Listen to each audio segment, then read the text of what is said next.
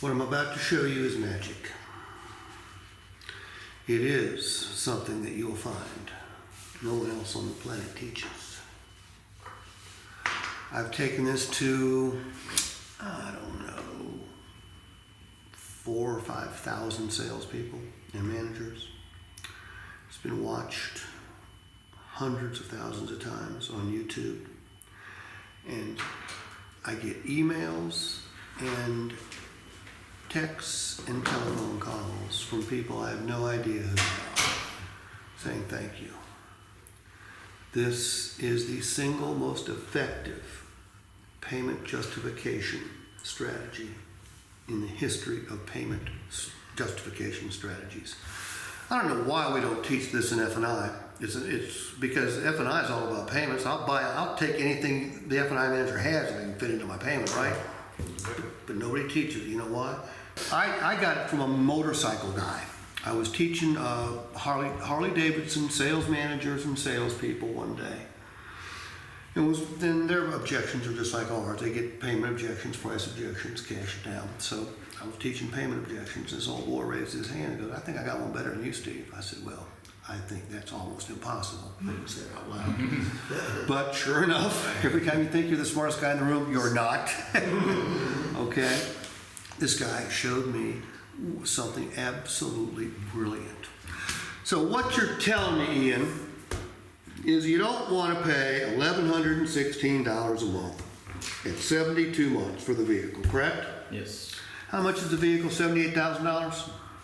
Yes, well, 79. Yeah. $79,000. I hear you. I'm going to guess this would be the highest payment of your entire life, right? Absolutely. Okay. And you know what? I understand that there might be just a little bit of trepidation, but you could make the payment. You just don't want to, right? Yeah. Okay. Just not comfortable with Look, what I'm going to say next is going to sound a little crazy, but it's the truth. You're not going to pay $11,000 or $1,116 a month to drive this car or this truck. What is it? It's a Yukon. You're not going to pay that to drive it, all right? And when I say that, you're still going to write out a check every single month for $1,116. You're still going to sign it. You're still going to make it out to a lender, and you are still going to send it to a lender. But you're not going to pay that to drive the vehicle every month. Look, even though vehicles are depreciating at a far slower pace than they ever have, this vehicle is still going to depreciate, isn't it? Yep.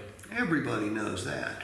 But what not everybody knows is that every time you make a truck payment, you are building cash value in that truck. In essence, you're creating a savings account because you probably think the lender's going to keep all this money, don't you? Yeah, I guess that would be the idea. Yeah. Okay, well, the lender doesn't keep all the money, all right? Because when you make the 72nd payment, what comes back to you in the mail a couple weeks later? Title. And it's a special title. It's called Free and Clear because there is only one name on it, and that is your name, all right? Now, the question I've got for you is if you drive this $79,000 vehicle the way you intend, you use it the way you intend to, you don't do anything special, but you don't crash it, you don't trash it, what do you think this $79,000 vehicle will be worth 6 years from now? 6 years, I mean, maybe 40. So 6 years from now, here's the situation. You've got no car payment, okay? You've been making these payments religiously. You've made your 72nd. You've gotten your title in the mail. So you've got a $40,000 paid for asset and no payment. You got a telephone on you? I do. Pull that thing out. Divide 40,000 by 72. All right.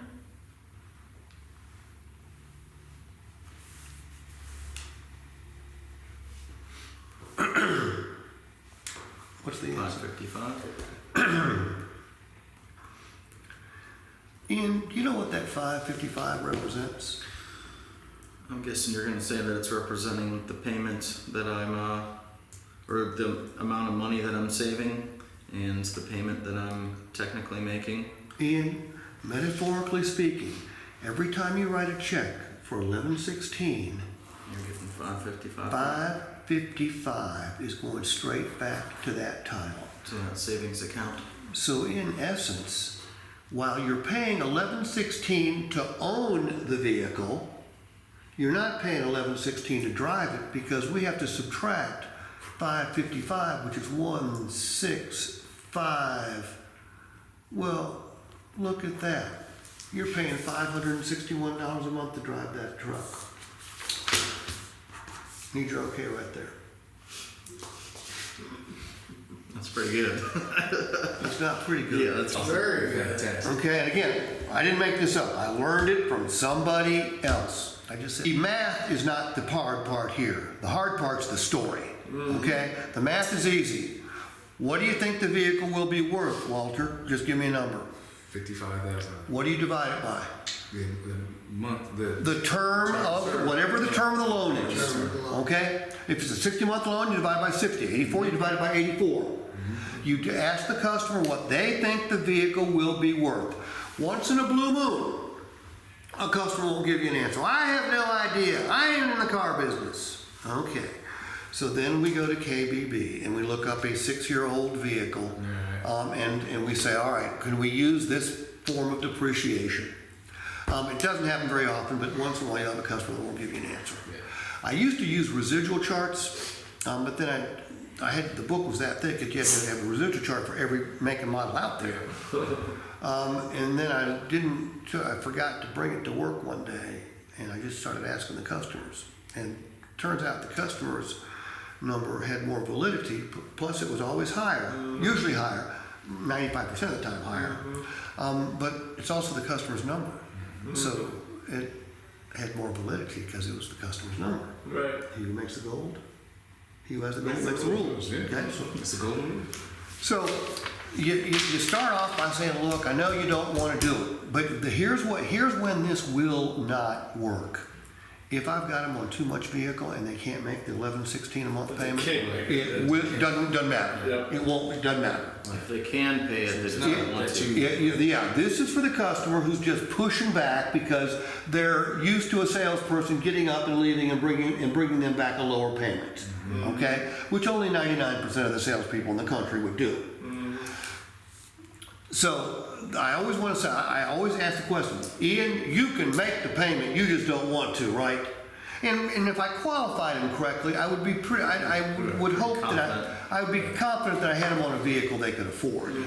Okay, you know, when I work in a retail store now, and I don't do it very often, I work for dealer friends of mine. I'll go in on the last weekend of the month, or if they're having a big sale, or if they've got a bunch of salespeople who need some work on closing.